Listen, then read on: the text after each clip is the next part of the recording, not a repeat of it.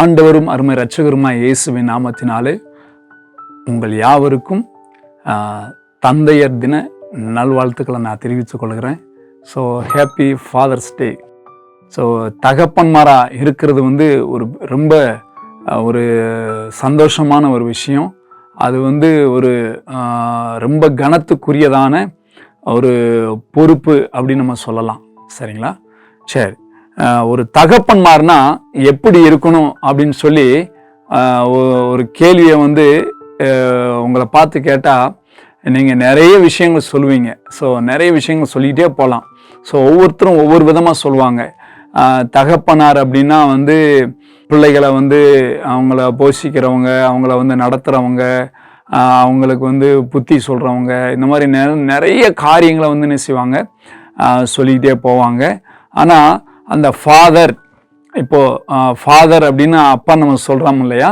So அப்போது fathers day so கொண்டாடக்கூடிய இந்த நாளில் ஸோ ஃபாதர்னா முதல்ல என்ன அப்படின்ற அந்த மீனிங்கை என்ன செய்வோம், அந்த லெட்டரை வச்சு என்ன செய்ய போகிறோம், நம்ம பார்க்க போகிறோம். ஒரு ஃபாதர் அப்படின்னு சொல்லக்கூடிய ஒரு 6 எழுத்து, இந்த 6 எழுத்தை வச்சு என்ன செய்ய போகிறோம் அப்படின்னா, நம்ம இப்போ ஃபாதருக்கான ஒரு காரியத்தை நம்ம தியானிக்க இருக்கிறோம். முதலாவது அந்த ஃபாதர் அப்படின்ற அந்த வேர்டில் வரக்கூடிய எழுத்து எஃப் அப்படின்னு பார்க்குறோம். எஃப் அப்படின்னா ஃபாலோவர் அப்படின்னு பார்க்குறோம், அதாவது பின்பற்றுகிறவர் அப்படின்னு சொல்லி பார்க்குறோம். குறிப்பாக ஆதியாகமம் 22ஆம் அதிகாரம் 3வது வசனத்தில் ஆபிரகாம் அதிகாலமே எழுந்து கழுதையின் மேலே சேணம் கட்டி கொண்டு தன்னுடைய வேலைக்காரரை கூப்பிட்டு கொண்டு என்ன சார் ஈசாக்கோடு கூட தேவன் முன்குறித்ததான அந்த மலையை நோக்கி அவர் புறப்பட்டு போனார் அப்படின்னு சொல்லி ஒரு வசனத்தை நம்ம வாசிக்க முடியும். அப்போது ஆபிரகாம் பார்த்தீங்கன்னா பின்பற்றக்கூடிய வகையில் அவர் நடந்து கொண்டார். ஃபாலோவர்னா பின்பற்றுகிறவர். அப்போ அவர் யாரை பின்பற்றினார் அப்படின்னு பார்த்தீங்கன்னா கர்த்தருடைய வார்த்தையை அவர் பின்பற்றினார் அப்படின்னு சொல்லி பார்க்குறோம். ஏன்னு சொன்னால் அந்த ஆதியாகமம் 22ஆம் அதிகாரத்தில் முதல் வசனத்தில் கர்த்தர் ஆபிரகாமை நோக்கி அப்போ ஆண்டவர் சில காரியம் பேசுறாரு. அப்போ ஒரு குறிப்பிட்ட ஒரு மலைக்கு போய் அங்கே போய் ஈசாக்கை பலி கொடுக்க சொல்றதை நம்ம பார்க்குறோம். ஸோ அந்த வார்த்தையை அவர் என்ன செய்தார், கேட்ட மாத்திரத்தில் அவர் மறுநாள் அதிகாலமே அவர் என்ன செய்தார், எழுந்து அவர் ஆயத்தப்பட்டு போனார். இது எதை காட்டுது அப்படின்னா தேவனுடைய வார்த்தையை பின்பற்றுகிறவர் அப்படின்றத காட்டுது. அப்போ கர்த்தருடைய வார்த்தையை பின்பற்றுகிற ஒரு தகப்பன் தான் என்ன செய்ய முடியும், ஒரு தகப்பன் அப்படின்னு ஒரு உண்மையான ஒரு தகப்பனா இருக்க முடியும். ஸோ இந்த ஈசாக்குக்கு முன்மாதிரியா இருந்த இந்த தகப்பன் யார் அப்படின்னா ஆபிரகாம் அப்படின்றத பார்க்குறோம். ஸோ அதுக்கு அடையாளமாக தான் இந்த வார்த்தையை கவனிக்கிறோம். அடுத்து பார்த்தீங்கன்னா ஏ அப்படின்னு அடுத்து வரக்கூடிய லெட்டர் என்னது, அட்வைசர் அப்படின்னு பார்க்குறோம். A for adviser. அப்போ அட்வைசர் அப்படின்னா ஆலோசனை சொல்லுகிறவர், இன்னும் சொல்லப்போனால் புத்தி சொல்லுகிறவர் அப்படின்னு பார்க்குறோம். பவுல் கூட நிருபத்தில் சொல்லும்போது ஒரு தகப்பன் புத்தி சொல்லுகிறது போல நாங்கள் உங்களுக்கு சொல்லி கொண்டு வந்தோம்னு சொல்லுவார். அப்போ அதனால் இந்த இடத்துல வாசிக்கும் போது நீதிமொழிகள் 1:8 நம்ம படிக்கிறோம் என்ன அப்படின்னா, உன் தகப்பன் புத்தியை கேள் அப்படின்னு சொல்லப்பட்டிருக்கிறது. அப்போ தகப்பன் புத்தியை கேள் அப்படின்னு சொன்னா அப்ப தகப்பன்மார் எப்படிப்பட்டவங்களா இருக்கணும் அப்படின்னா புத்திமதி சொல்லுகிறவர்களாக, அதாவது இன்னும் சொல்ல போனா ஆலோசனை சொல்லுகிறவங்களாக இருக்கணும். அப்போ ஆலோசனை எந்த தகப்பன் சொல்லுவார் அப்படின்னா ஏற்கனவே ஆலோசனையை கேட்கிற தகப்பனா இருக்கணும். அப்போ ஆலோசனையே கேட்கிற தகப்பன்னா ஆலோசனை சொல்ல முடியும். அப்போ புத்திமதிய ஏற்கனவே கேட்ட ஒரு தகப்பனா இருக்கணும். அப்போ மற்றவங்க அப்போ ஒரு தகப்பனுக்கு முன்னாடி அவங்களுடைய தகப்பனார், அப்போ தகப்பனுடைய தகப்பனார் சொன்ன புத்திமதிகளையும் ஆலோசனையும் கேட்டாதான் இவங்க பிள்ளைகளுக்கு என்ன செய்ய முடியும், ஆலோசனை சொல்ல முடியும்.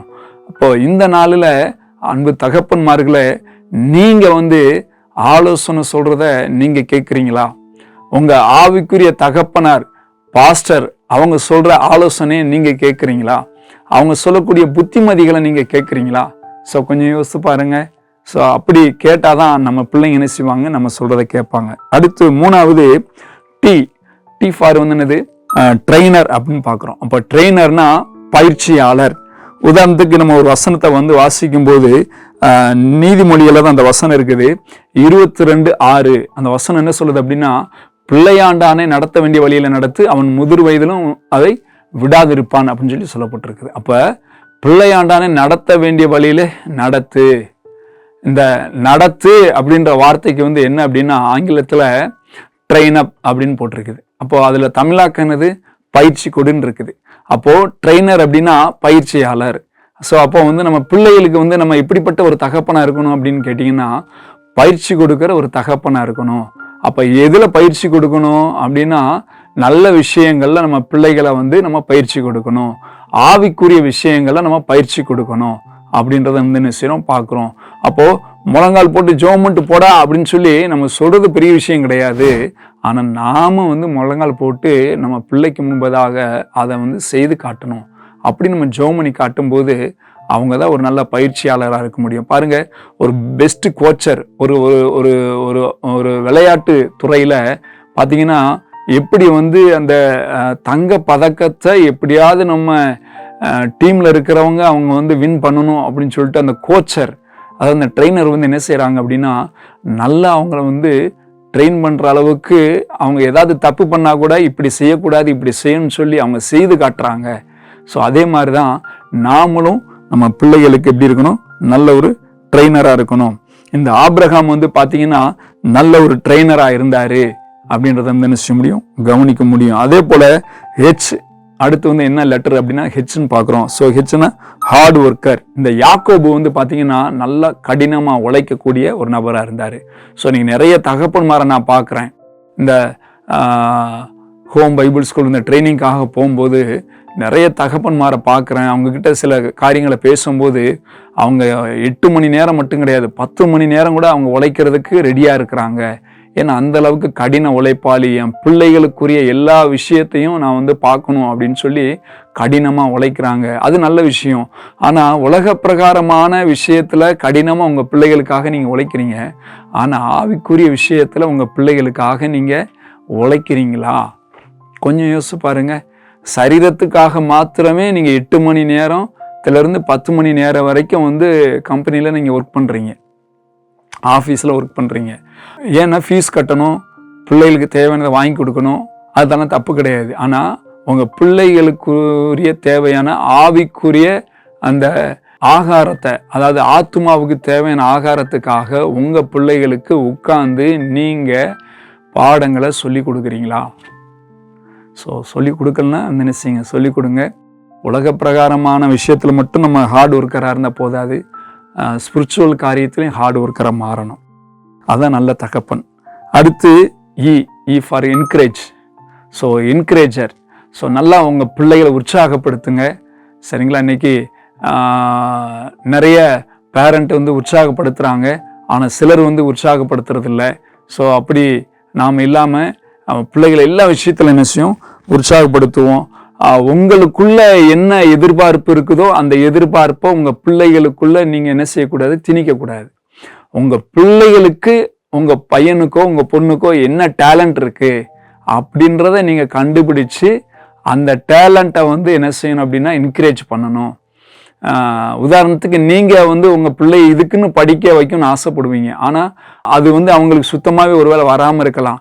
ஆனா வேற ஏதோ ஒரு விஷயத்துல அவங்க டேலண்டா இருக்கலாம். ஸோ அதுல அவங்களை என்கரேஜ் பண்ணுங்க. நிச்சயமா அது ரொம்ப ஆசீர்வாதமா இருக்கும். பாருங்க, தாவீது 1 ராஜாக்கள் 2ஆம் அதிகாரம் 2வது வசனத்துல சாலமோனை என்ன செய்யறாரு அப்படின்னா அவர் என்கரேஜ் பண்றாரு. நீ என்ன செய், திடமானதா இரு, புருஷனா இரு அப்படின்னு சொல்லி என்ன செய்யறாரு அவர் அங்க சொல்லுகிறத என்ன செய்யறோம் பார்க்கிறோம்.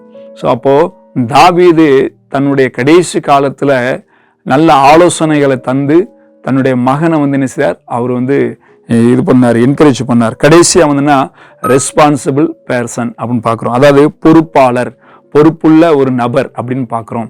அப்போ எதுல பொறுப்பாளர் அப்படின்னா சரீர பிரகாரமான தேவையை சந்திக்கிறதுல பொறுப்பாளர், ஆவிக்குரிய தேவையை சந்திக்கிறதுல பொறுப்பாளர், அடுத்து உணர்வு பூர்வமான தேவைகளை சந்திக்கிற பொறுப்பாளர். அப்ப யார் நல்ல தகப்பன் அப்படின்னா சரீர பிரகாரமான தேவை, உணவு, உடை, உறைவிடம். ஸோ இந்த காரியத்தை என்ன செய்யணும், இதெல்லாம் எதுக்குரியது, சரீரத்துக்கு தேவையானது. இதெல்லாம் சந்திக்கிறவனா நல்ல ஒரு தகப்பன். அடுத்து ஆவிக்குரிய நீட்ஸ், அதாவது தேவைகளை சந்திக்கிறவன் தான் ஒரு நல்ல தகப்பன். அப்போ அதுக்குரிய பொறுப்பு யாருக்கு அதிகமாக இருக்குன்னா, தாய்க்கு ஒரு பக்கம் இருக்கு, ஆனால் அதை விட அதிகமாக தகப்பனாருக்கு இருக்கு. அந்த தேவைகளையும் சந்திக்கணும். ஸோ உங்கள் பிள்ளைகளோட உட்கார்ந்து நீங்கள் ஜெபிக்கிறதுக்கு, வேதத்தை போதிக்கிறதுக்கு நேரத்தை செலவு பண்ணுறீங்களா? உங்கள் பிள்ளைகளுடைய ஆவிக்குரிய தேவை என்னன்றது உங்களுக்கு தெரியுமா? ஸோ தெரியலன்னு நினைச்சீங்க, தெரிஞ்சுக்கோங்க. அடுத்தாப்புல உணர்வு பூர்வமான தேவைகளை சந்திக்கிறவன் தான் நல்ல தகப்பன். அன்பு, உணர்வுன்னா என்ன சொல்ல வரேன்னா, அன்பு, மன்னிப்பு, கரிசனை. ஸோ இந்த மாதிரி ஏதாவது தப்பு பண்ணால் கூட மன்னித்து ஏற்றுக்கொள்ளக்கூடிய அந்த இருதயம், அன்பு. நிறைய தகப்பன்மார் பிள்ளைகளை நேசிப்பாங்க, ஆனால் வெளியில கிரியில காட்ட மாட்டாங்க. ஸோ அப்படிப்பட்ட ஒரு தகப்பனை நம்ம இல்லாமல் உங்கள் அன்பை என்ன செய்யுங்க, நீங்கள் கிரியில வெளிப்படுத்துங்க. ஒருவேளை இந்த வீடியோ பார்க்குற சகோதரிகள், அதாவது தாய்மாரா ஒருவேளை நீங்கள் யாராவது இருந்தீங்கன்னா, உங்கள் கணவனார் உங்கள் பிள்ளைகளுக்காக எப்படி அவர் கஷ்டப்பட்டு அவர் உழைக்கிறாரு, அவர் எந்த அளவுக்கு பிள்ளைகளை நேசிக்கிறாருன்றத உங்கள் பிள்ளைகளுக்கு நீங்கள் சொல்லுங்கள். அதே போல் தகப்பன்மார் ஒருவேளை நீங்கள் இதை பார்த்தீங்கன்னா, உங்கள் பிள்ளைகளோட பேசுவதற்கு நேரத்தை என்ன செய்யுங்க, செலவிடுங்க. அதுதான் அன்பு. ஸோ அந்த உணர்வை என்ன செய்யுங்க, பூர்த்தி செய்யுங்க. நிச்சயமாக ஒரு நல்ல தகப்பனா இந்த வருஷம் இருக்கிறதற்கு கர்த்தர் நமக்கு உதவி செய்வார். கர்த்தர் உங்களை உங்கள் பிள்ளைகளையும் ஆசீர்வதிப்பாராக. ஆமென்.